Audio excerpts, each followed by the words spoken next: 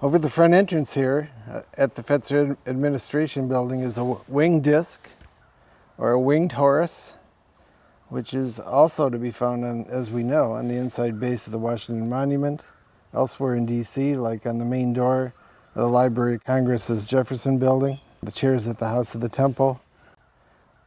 From what I understand, Horus is symbolized by the solar disk, is the sun in the Egyptian mythology, the Hermetic version of the Trinity of Son, Father, Mother. Horus is the sun. Then there are cobras on the side of the discs, which can be said perhaps to represent the subconscious and the conscious minds, or the upwards and downward spiral of spiritual energies. But I'm interested in what the Masonic version of the description of this is, since it's so prevalent, as we saw in D.C., in Masonic symbology as well. So how do the Freemasons see the solar disk, the winged Horus? Well, there's a lot of similarities, first of all, with the explanations that you're given, for a simple reason that in Freemasonry we take symbols from ancient civilizations, and obviously ancient Egypt is a place where a lot of those symbols have been appropriated, if you want, in Masonic teachings to convey deeper truths about life, about consciousness, about this universe. That's why you find obelisks, references to Isis, hieroglyphy, the Egyptian symbols. In this case, in addition to what you mentioned, there are a couple of very interesting permutations, if you want, in the explanation that relate directly to a Freemason. The idea of the disc, that is the source of light, and consciousness, which has the two sides, subconsciousness, the overt, the exoteric, and the esoteric. But the idea that this is at the center of yourself. In other words, you'll find it within yourself. It is not something that you're going to find out there. It is within yourself. And that is why we always, in Masonry, one of the first things a Mason is taught as he or she proceeds in their initiatic journey is that you're the point, you draw a circle around yourself. This is who you are. And it's from here that you project outwardly and project above.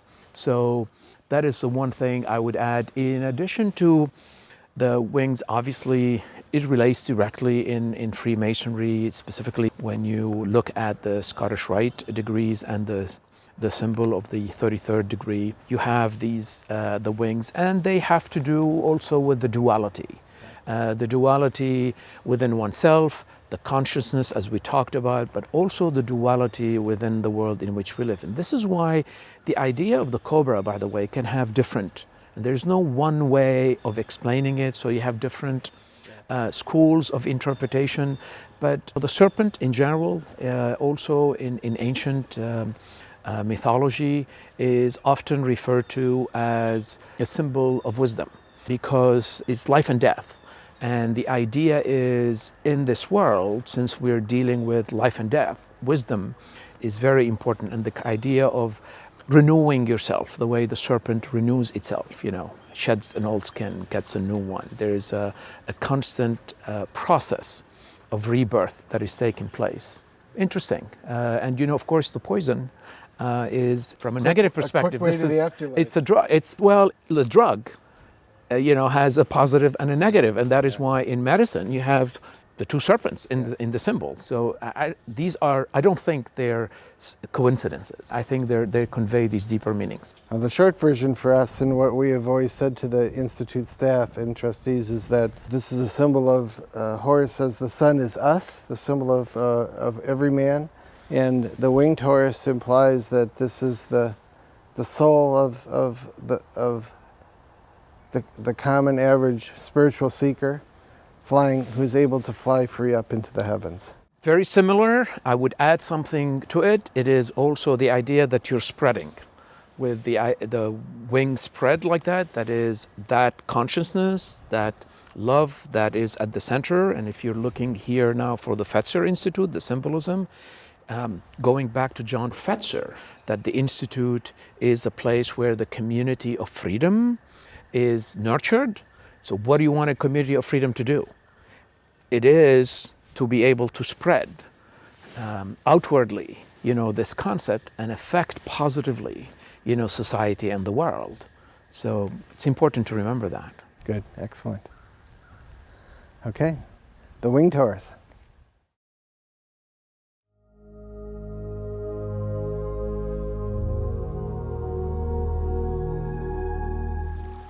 Another one of our Egyptian features here at Fetzer is the obelisk in the parking lot. Now, John was interested in the pyramid motif at Fetzer, but he told me that with infinite funds and infinite time and infinite talent, he could have built a pyramid for his building. But that wasn't possible, of course. So he did some pyramid motifs around on the site. We'll see one inside. But outside here we have the obelisk, which of course is a skinny pyramid. But the obelisk has other symbology in Egyptian mysticism, and I would assume in Masonic mysticism too, since we saw a beautiful obelisk in DC called the Washington Monument. So Akram, comparing this to the Washington Monument, would you talk to us a little bit about the obelisk in Masonic philosophy? Be glad to do so. In fact, yes, as you mentioned, the obelisk is an ancient Egyptian symbol. From a mythological perspective, the obelisk represents a cross-section of a beam of light. So ancient Egyptians built obelisks dedicated to the sun god, Ra. And the idea of the sunbeam, this is important, a cross-section looking at light. Keep one thing always in mind. It is the 7 colors of the spectrum that come together to form white light. So the idea of the obelisk really represents diversity of color within the unity of light. Diversity within unity. So e pluribus unum. And it makes sense, obviously, given John Fetzer's, Masonic connection, but vision for the Fetzer Institute. It is that concept of community of freedom.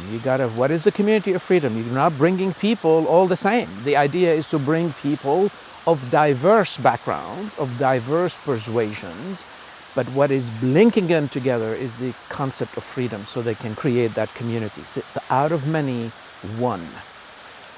Now, if you look at this specific one, there are a couple of interesting things that I would like to add about it, which I think are very meaningful. First, the use of water, because water in Masonry is a symbol that basically has to do with the idea of the spirit. Yes.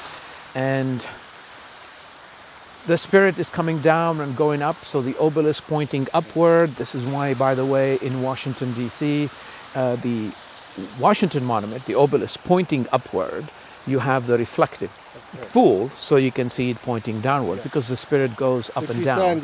And here, so the use of the water, it is basically saying the soul is up and down. That is why you have the triangles on this one.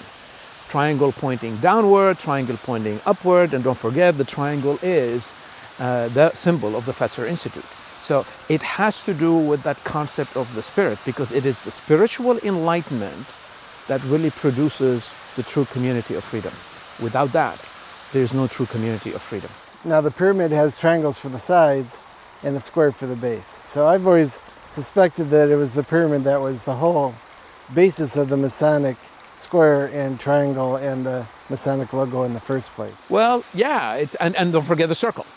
And the circle. And you have the circle around. At the base. At the base, yes, absolutely. So it's somewhat of a feminine motif with the circle. Feminine motif. And a masculine motif as well. That's, yes, again, bringing into harmony both the feminine and the masculine. And the circle we use it to form what's called the chain of union. So if you're thinking about a community of freedom, this is what is tying people to the community, that chain union. So the circle is also quite representative of that. Ah, very good. Thank you, Akram. Oh, my pleasure.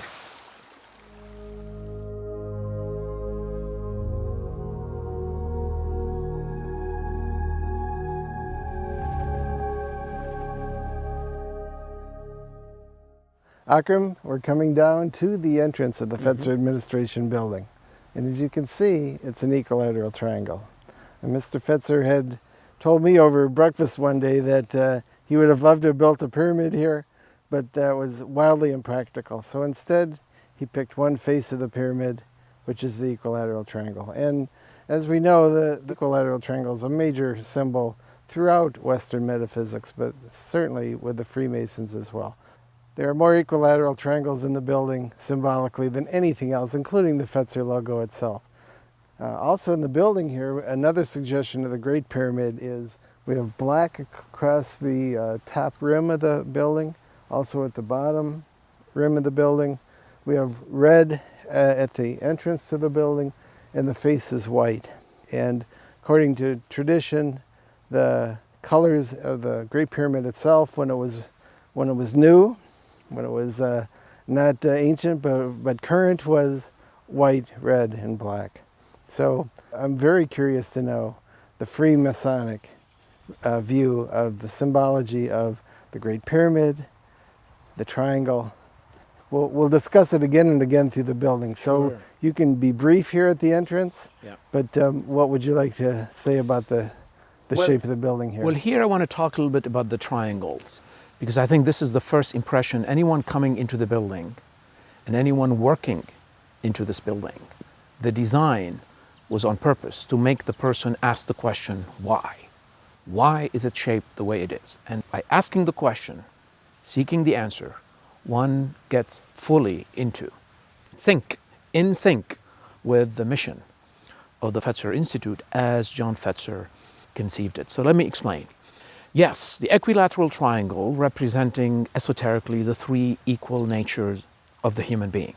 So in Freemasonry, we have three fundamental degrees: entered apprentice, fellow craft, and master mason. The entered apprentice focuses on the physical nature of the human being. The fellow craft focuses on the intellectual nature. And the master mason's degree, the third degree, focuses on the spiritual nature. Equilateral meaning all three need to be nurtured equally for harmony to exist within the individual. All three natures need to be developed equally. And when that equilibrium is reached, this is when the person can be truly free, equally.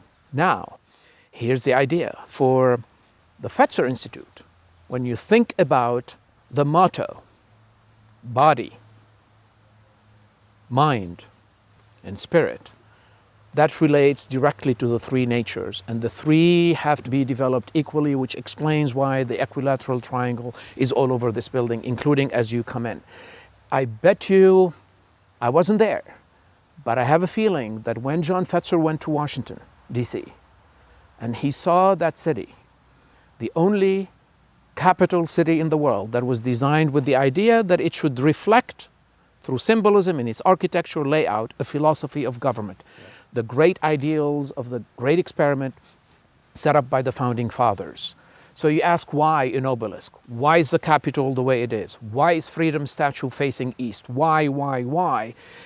It's designed to make every American citizen coming to that city ask the question why, so they can immediately start connecting with the essence of the great experiment. Triggers a spiritual search. Exactly. So here the idea, anybody walking into this building, anybody working out of this building, constantly is reminded by the shape what the mission is all about. It triggers that subconsciousness within the individual to constantly remain connected to the mission. Now, I would say something else. Yes, the colors that you refer to, I understand your explanation for it. Obviously, from a Masonic perspective, there is something I would add, and it has to do, again, first with the duality, the dark versus light. Sure.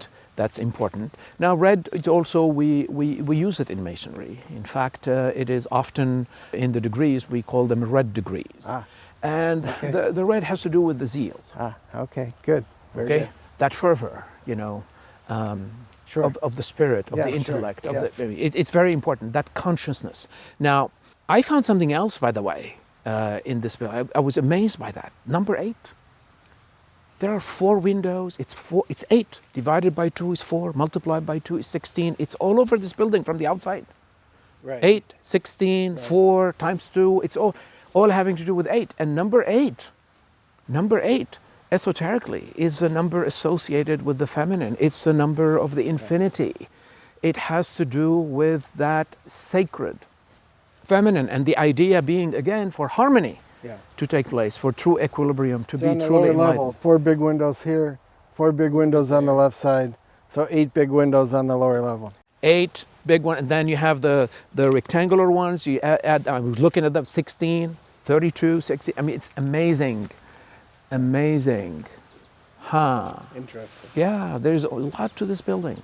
But it takes always the question, why? Without asking why, we never get to the depth of what it's about. Well, there'll be a lot of symbolic questions to run through as we go through the building. Forward to it. This Looking is forward just to the it. beginning. Looking forward to it. Very good. My pleasure.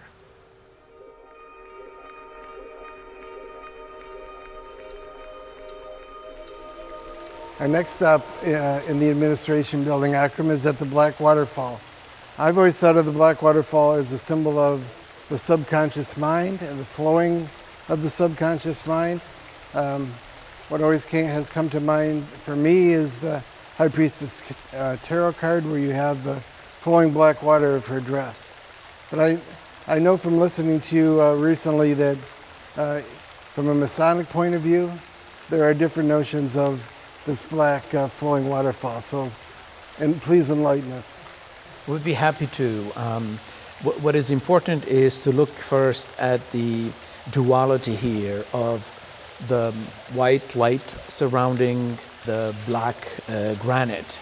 And here we go back in masonry to the black and white, like the black and white squares, the mosaic pavement, the concept of duality, light and darkness.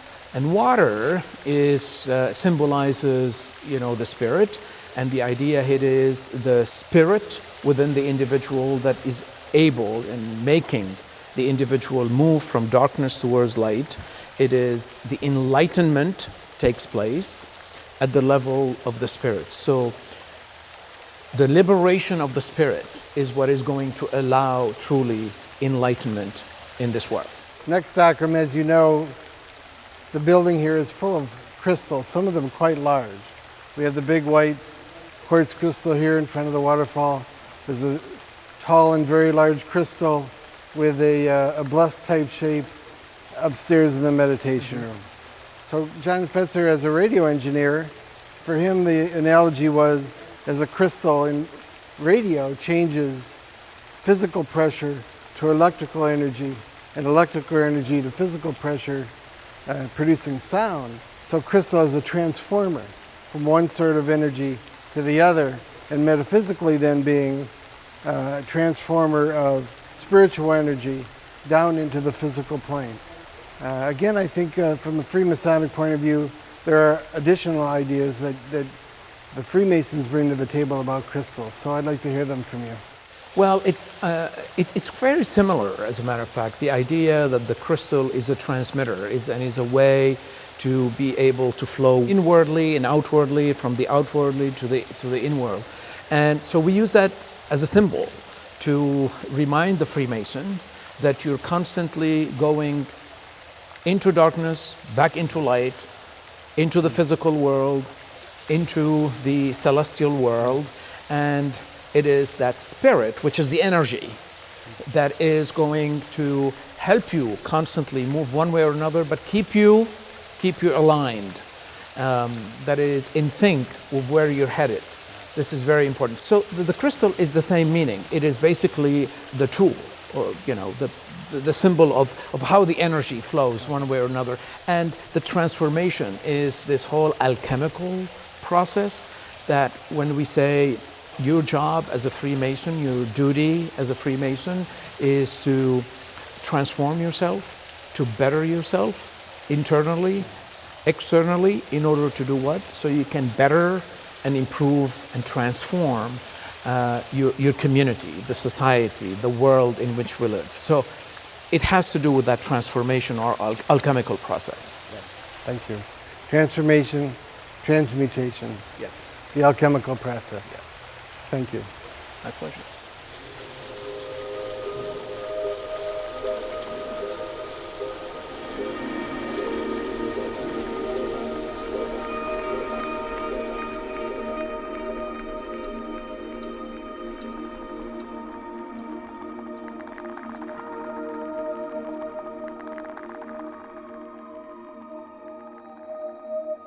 Here we are at the Fetzer hologram. When you come into the entrance of the atrium, you're faced with perhaps the main symbol of the inside of the building. We call it the Fetzer hologram because it is holographic film on both sides of the spire, yes, which is designed to project light into the room, symbolically spiritual light into the room of the whole spectrum. And John Fetzer, of course, as we know, is a radio engineer. So for him, the main symbol of this is a spiritual antenna, bringing spiritual energy into the building, and then over to the waterfall, and then up into the working spaces. Primary symbol is the spire, of course, which is analogous to the Washington Monument, analogous to the obelisks, male symbol, I would say. And then at the base, you have the circle, which is a feminine symbol.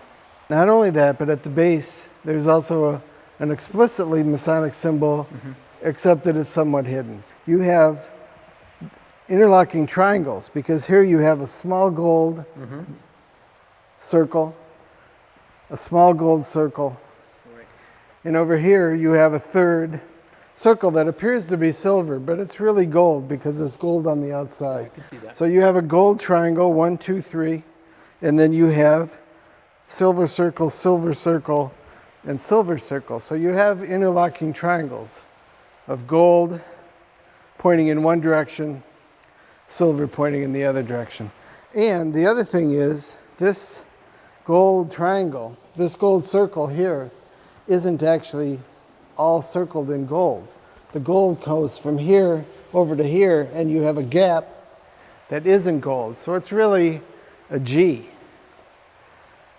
So stylistically, you have the interlocking triangles. And the letter G. Well, let me add, from the Masonic perspective, the importance, significance of this.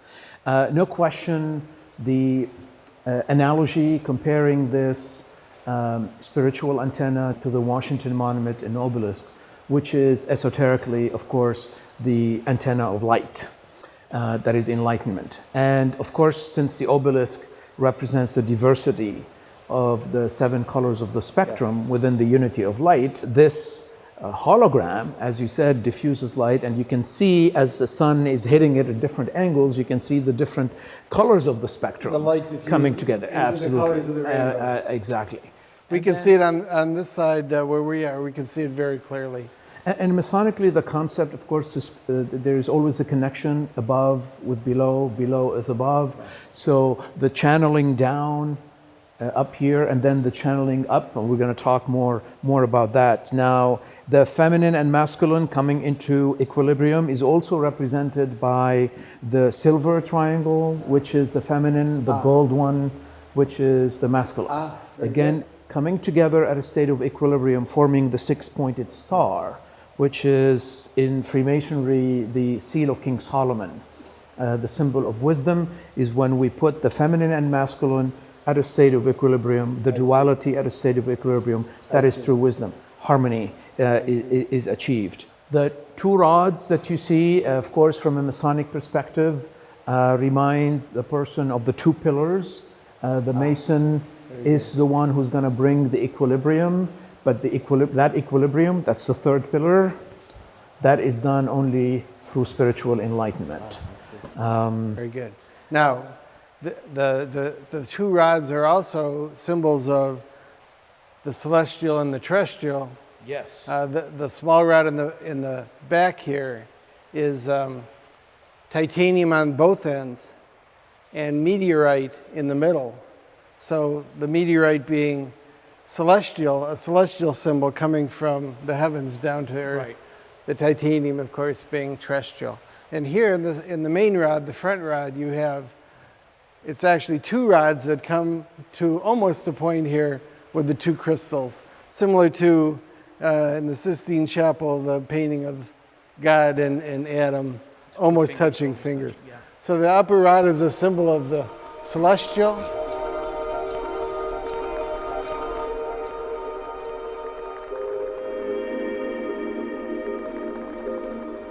And the lower rod, a symbol of the terrestrial. and we have one spiral on the top with 365 pins, symbolic of a year, but spiritually or metaphysically symbolic of the great year, which is one full cycle of the astrological symbols of 25,000 years. And on the bottom we have the spiral of the DNA spiral, so the terrestrial spiral corresponding to the body. Well, interestingly enough, talking first about the terrestrial and the celestial, this is why typically in the Masonic Lodge and the two pillars, one has on top the terrestrial globe and the other one is the celestial globe. That's a common feature motif in the Masonic Lodge. This is obviously fantastic, below towards above, coming below, and the connection here, the connection happens. This is where magic, this is where really true enlightened spirit, life, you name it, as we're talking about it. There's something else. We see again this is the spiritual focus of the person in meditation. That's the spiritual focus. Correct. The point where the physical meets the spiritual is in the physical body and in inner practice. Yeah, it's a manifestation. Another way of putting it. We see again the gold and silver. The use again, gold being the male, associated typically with the sun, which is the male, and the silver associated with the female, the moon. Again, in harmony. The DNA thing, and this is interesting. While we're from a scientific perspective, obviously this is defining who we are in the material world. In the Masonic ceremonies, the Mason is basically taught how to go up that winding stairway to reach spiritual enlightenment. Jacob's ladder, absolutely, yes. And then you can see numbers. The use of numbers. Yes, so the next 7, thing is the numerology. The numerology. And I can point them out. Sure, please. There is a repetition here. The 5 small pins, then 8 tiny silver pins, then 12 medium-sized silver pins, and then back to the 5 small gold pins. That happens 3 times on this rod. Well, let's take that for a moment easily. Number 5 in Freemasonry is the number that is associated with the builder. The purpose is to build. It's the second degree, and that explains why the Washington Monument measurements are 555 feet in height, 55 feet by 55 feet at the base is number 5. It's associated with the builder. The idea is for creating that enlightened spirit within each and every individual, coming together in Fetzer's mind, creating this community of freedom to do what?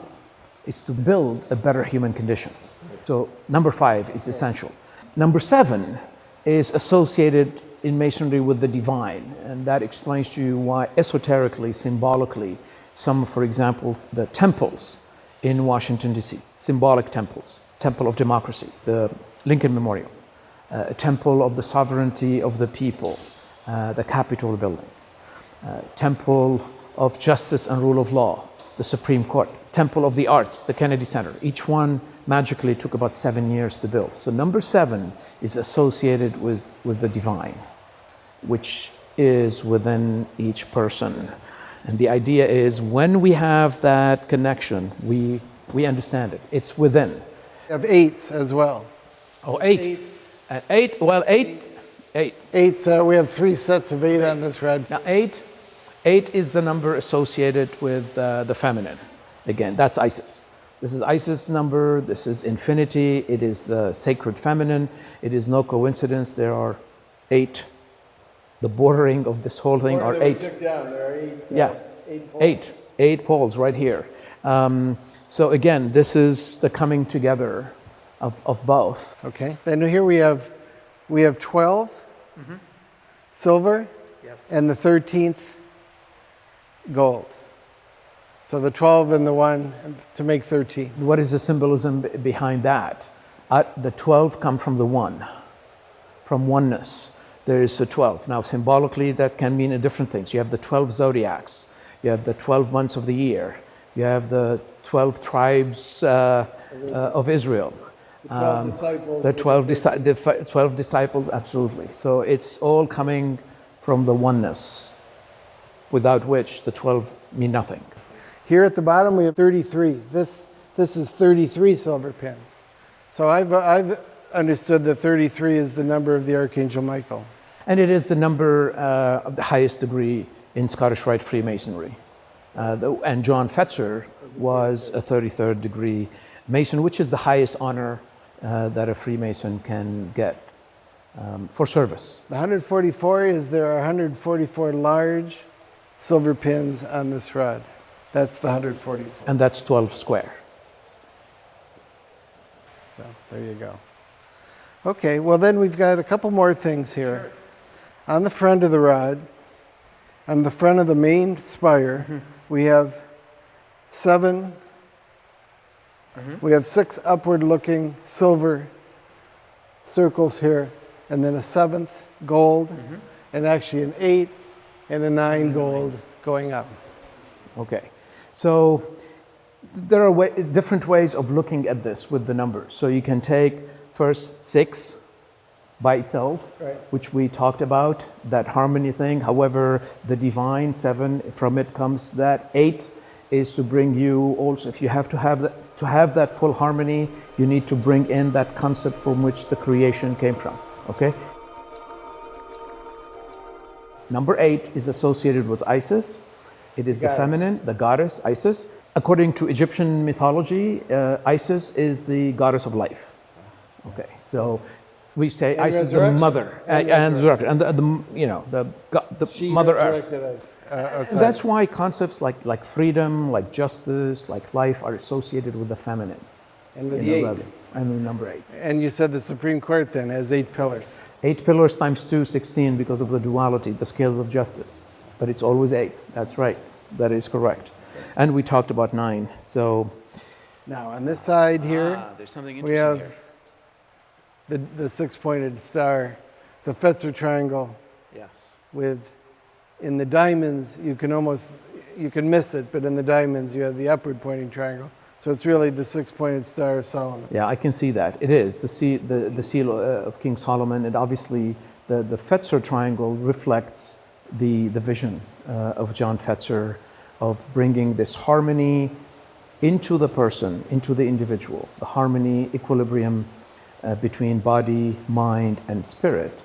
The person becomes enlightened with the aid and assistance of others. This is the community of enlightened freedom. You're able to spread it outward, and then from the inward you go to out. And that's where you have the 2 triangles, not only below as above as below, male, female, but it's inward versus outward. But it starts always from within. The upward triangle is essentially diamond, so that it's a white color, and the downward triangle is black in the center. Black in the center with gold, around it. Yeah.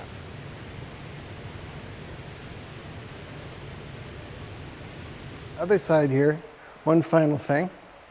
We have the constellation Orion. And the artist told us that he put this constellation Orion in here as it looked at the moment of John's birth. That's how he presented it to us. Okay.